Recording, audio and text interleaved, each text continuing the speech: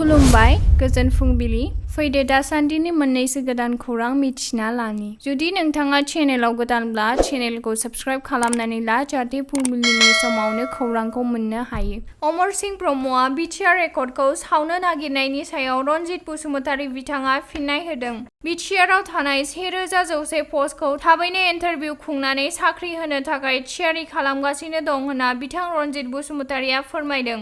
थांनाय 17 बोसोर खुंथायाव हाग्रामा मोनहा लेखा गोरों सेंग्रा सिख्लाफोरखौ जौ लोंहोनानै जुवा गेलेहोनानै मेलायाव थांहोनानै एन्टि ससियेल एलिमेन्टआव इनभल्भ खालामनानै जोंनि समाजखौ डेस्ट्रय खालामदोंमोन। मानोना दावराव देख्रेब आरो हाग्रामा मोनहा माफा माफा लेवाद आरो थै सोबग्रा आरो बेबायदिनो हारिखौ फोजोबस्रांनो थांखि लादोंमोन। नाथाय दिनै प्रमद बर'आ बिसिनि थांखिखौ होबथाबाय। हाग्रामा महिलारिनि सरकार सोलिबाय थानाय समाव OBB फोरोंगिरिफ्रा बेथन गैयालासेनो साख्रिखौ मावबाय थानांदोंमोन। नाथाय दा प्रमद बर' दैदेननाय BTR सरकारा सा 915 फोरोंगिरिफोरनो साख्रि होबाय। हाग्रामा महिलारिनि सरकाराव सा 600 सुबुंफोरनिफ्राय घुस लानानै इन्टारभिउ लायालासे साख्रि होदोंमोन। जनायनि सिगायाव मैया मोनसे गिख्रंथाव रेलनि जाब्रबथाय। देखारगाव मुरखं सेलेकआव गंसे साखा खबब्रै गारिनि गेजेराव जायो बे गिख्रंथाव जाथाया। मिथिनो मोननाय बायदिब्ला देखारगावनिफ्राय मुरखं सेलेकसिम फैबाय थानाय पेसेन्जार रेलआ बे साखा खबब्रै गारिखौ होख्रेमलाङो।